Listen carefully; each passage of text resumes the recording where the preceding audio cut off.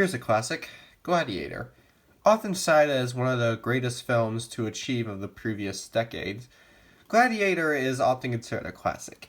Me, I think it's alright. Pretty good. It's actually pretty great. I mean, considering what other people say about it, it's kind of just alright comparison, but overall, I think this is a pretty great film. It definitely has some great action, some great build up, and a lot of good suspense. So even though I wouldn't call this, say, a masterpiece from what I've seen, I definitely think this movie is a lot of fun. It may not be as historically accurate as some may claim, but I'm not looking for historical accuracy. I'm not one of those people who critiques things based on how accurate they are to real life. No, no, it's a movie, okay? It doesn't have to be based on real life. It's just something that you watch for fun. So, what I got out of it for fun, I found some fun stuff to it. It's got some nice action, some nice performances, a pretty nice good chunk of drama too. Another fun classic, the sequel to Alien, Aliens. This movie has a lot of great stuff to it. It's, on my opinion, however, inferior to the first. I know it's a very controversial opinion. Many say it's better. To me, though, it's inferior.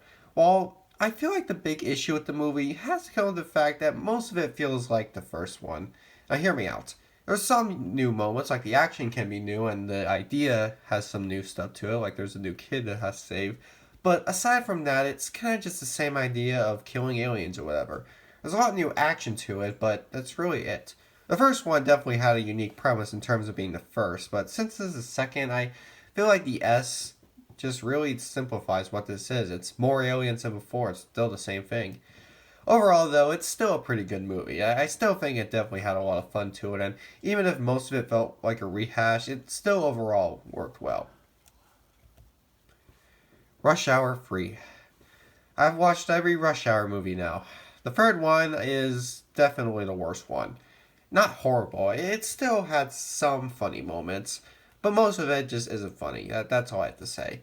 Most of the humor mostly comes from just kind of not really having much humor towards it. I mean, I know it's supposed to be the final installment, so you gotta take serious routes, but when the movie tries to be funny is the problem. And when it tries to be funny, it just comes off as wasted and nothing interesting.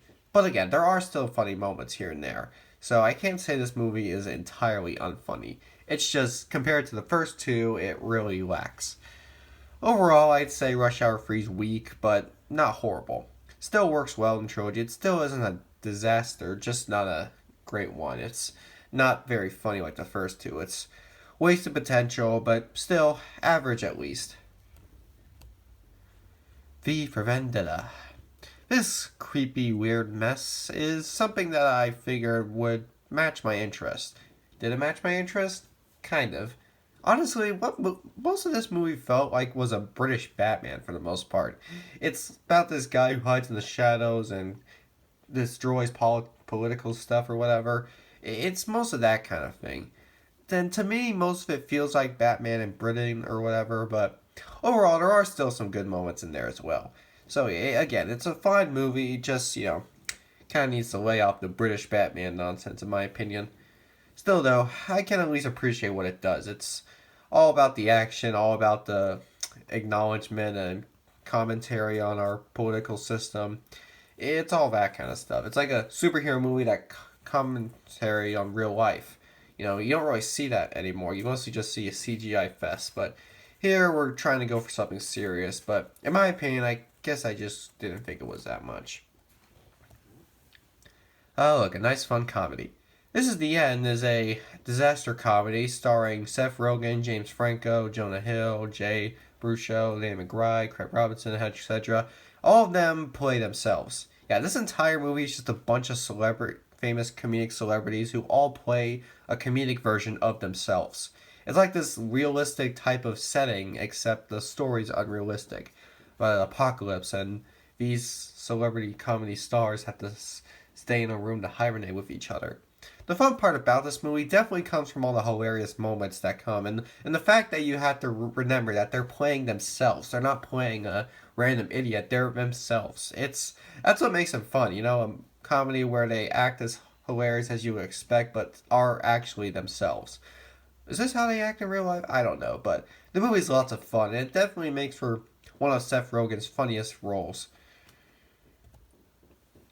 This one I have a very rough opinion about. Van Wilder was, of course, nothing to appreciate at the time, but nowadays many people look back and say it's a fun classic. Ryan Reynolds, who was like in his 20s at this time or something, is a popular person at school. But that's really all I got out of it.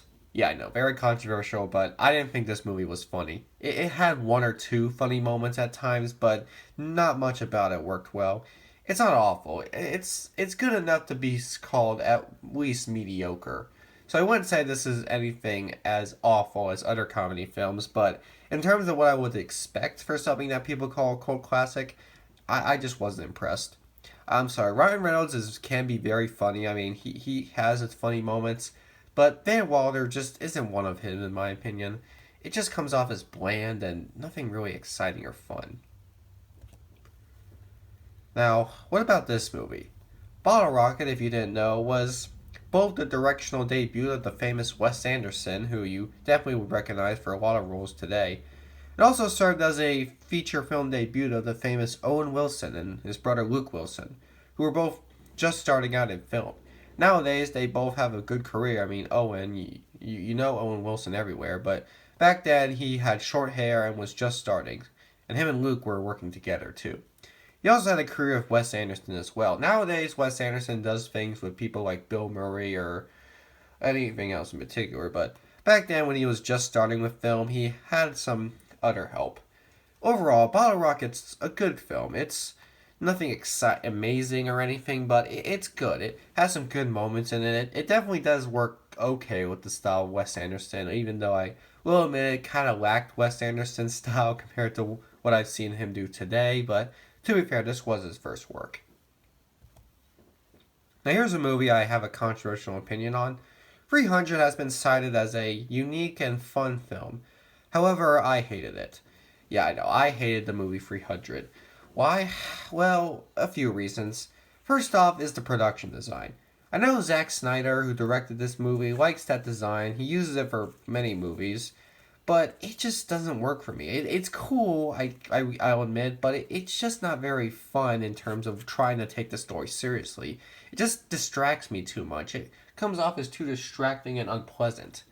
I also don't like the dialogue in this. The acting and dialogue that's said throughout the film is pretty cheesy, I'll admit. I just really couldn't take much of it seriously. A lot of it just feels over the top and not really much exciting towards it. So, yeah, Zack Snyder, before he made some weird DC movies, and I know, I'm not going to say it's his fault, the studios just don't like him, but overall, 300 kind of bothers me. Now, here's Starship Troopers, a weird kind of film. This action comedy, whatever, about a bunch of high schoolers in the future who are troops or whatever. I actually don't really know the full story behind this. I got parts of the story, but for the most part, I was confused. Starship Troopers is a weird film, but it's not a bad one. It still has its alright moments, but it overall comes off as weird and, so for sometimes, very disappointing. I was disappointed at how most of this is a teen type of film. Like, most of it's set around a futuristic high school, a bunch of teens or whatever, all that teen stereotype stuff set in the future. It's all kind of that. Then it combines it with this action stuff you would see in a video game.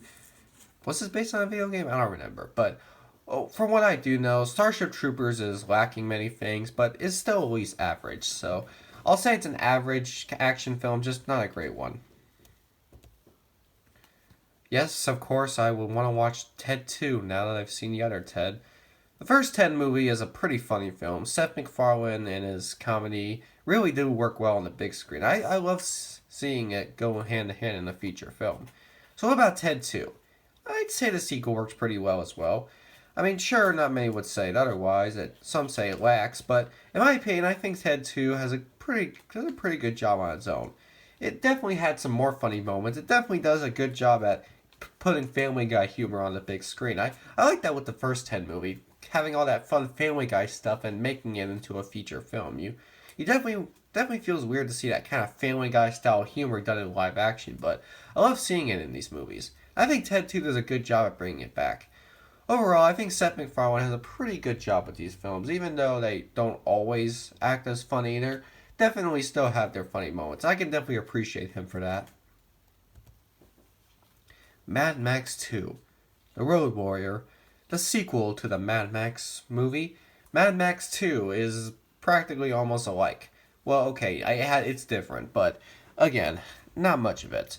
I like this movie about as much as I like the first Mad Max. It was corny, but still had some fun, awesome moments. So that's kind of what the sequel is. It's a corny film that still has some awesome moments. The Mad Max movies will definitely get weirder and weirder, but as I continue with this franchise, I definitely hope I can catch up so I can enjoy the Mad Max franchise like any other franchise. So far, however, I will admit it's not as exciting as any other franchise, but it still is fun. I think I can still call it a good franchise. So, at least Mad Max 2 worked well. I'd say it works better than the first, so there's that. For the most part, it's a pretty good sequel and definitely does a good job in improving some of the original. Bachelor Party, an 80s comedy starring Tom Hanks. When Tom Hanks was just starting for his comedy roles, this is one of the few movies he had. Bachelor Party isn't a lot of exciting for most people, but to me, this movie's pretty funny. I know, it's weird to call Tom Hanks' movies funny considering what he's doing now, but back then when he was starting in comedies, his movies had ranged from funny to dramatic and funny. And this was definitely one of his funny films. It's about a bunch of crazy dudes who throw a bachelor party with a bunch of chicks. It's a raunchy type of movie, but it's certainly a lot of fun. I think this movie's funny with the way that characters are portrayed, how they act, and how most of the lines are. Most of the stuff in this movie is pretty funny. I think this really is a pretty great 80s comedy. It may not be as great as any other comedy, but to me, I think this movie deserves more respect. It's pretty hilarious, and I think Tom Hanks is definitely one of the highlights. He's really funny during this time, and I think his comedy age is still one of his best. The Kill Bill movies. Now, both films were released separately, but I decided since I have watched both films separately, just cited as one, as both movies did make into one big film, so I'm just going to say both Kill Bill movies are the same, and they both do have the same rating. They're both pretty good for the most part. I mean, Quentin Tarantino is pretty good at his style of stuff, although I wouldn't say he's amazing at it. He does good for some bits. So for the Kill Bill movies, we have some action, some weird action to say. This movie that pay homage to some classic martial arts stuff. We have the Kill Bill films, which are fun in some ways. I think Kill Bill is an okay type of character, so even though I wouldn't call this one of the greatest, it's still pretty good.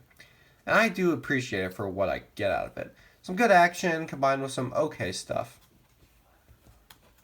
Conan the Barbarian.